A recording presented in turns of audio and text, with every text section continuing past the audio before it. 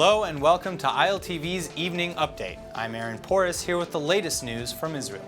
Israel has officially become a gas exporter after completing its first delivery to Jordan from an offshore field.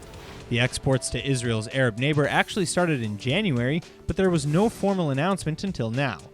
The Jordanian firms Bromine and Arab Potash signed a deal with Israel in 2014 to import over 2 billion cubic meters of gas from Israel's Tamar field. The gas will be exported to Jordan over the course of the next 15 years in a deal worth over $770 million. Jordan is one of only 2 Arab countries that have a peace deal with the Jewish state, but the Jordanian people are not very happy of it, especially given that almost 50% of them are of Palestinian origin. Historically, Israel has had very few natural resources, but after the discovery of a series of offshore gas fields, the Jewish state is beginning to make major deals with its neighbors in the Middle East. More violence today coming from the Gaza Strip as IDF soldiers came under gunfire while on patrol. No soldiers were reported injured, though an army engineering vehicle was lightly damaged. The IDF responded by hitting 2 Hamas positions in the Gaza Strip with a combination of aircraft bombings and tank shelling. According to the Shahab news agency based in Gaza, the 2 targets were Hamas observation posts. As of yet, there have been no reports of Palestinian casualties. It looks as though soldier Elor Azaria will not begin serving his jail sentence until after his appeal is heard. Last week, a military court sentenced the 21-year-old to 18 months in military prison, but his attorney immediately filed a motion to delay his entry into prison. Azaria has been convicted of manslaughter for shooting dead a Palestinian terrorist last March that had already been neutralized by Israeli forces. He is supposed to begin his prison term on March 5th, but will remain in open detention on his army base until his appeal is fully considered. The prosecution has withdrawn their opposition to the postponement, saying they believe that Azaria poses no flight risk to the public.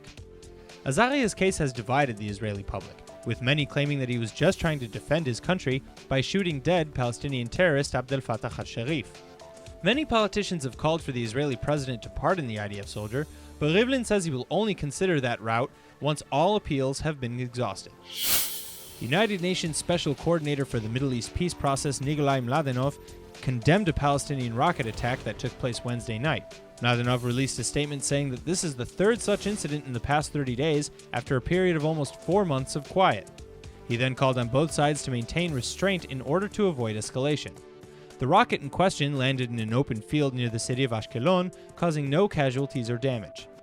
No terrorist group has as of yet taken responsibility for the attack, and the IDF has declined to retaliate. Mladenov's condemnation comes just hours after the United States threatened to withdraw its support for the United Nations Human Rights Council over suspected bias against the State of Israel. A 1900-year-old fresco has been discovered at the ancient Roman fort of Horvat Omrit in northern Israel. The archaeological find points to the presence of a wealthy Roman community during the 1st and 2nd centuries CE, the period when Judea was engulfed by 2 major Jewish revolts against the Jewish Empire. Omrit sits on top of a hill in the northern end of the Hula Valley at the very northern tip of the Galilee and is considered one of the best preserved Roman imperial sites in the country. The find was made during an expedition in the summer of 2016, co-directed by Daniel Showalter, a professor of religion and classics at Carthage College.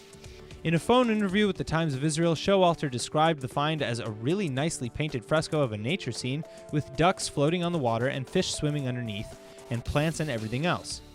He went on to say that apart from that fountain, the walls of the room have a pattern that looks like a lattice fence, and if you look through the lattice fence, you see in the background trees, bushes, leaves, maybe some birds.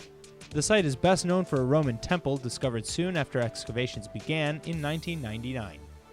That's all for now. Stay tuned on ILTV.tv for our main daily broadcast playing after this. I'm Aaron Porras and see you next time with our morning briefing from Israel at 8 a.m. Eastern Time.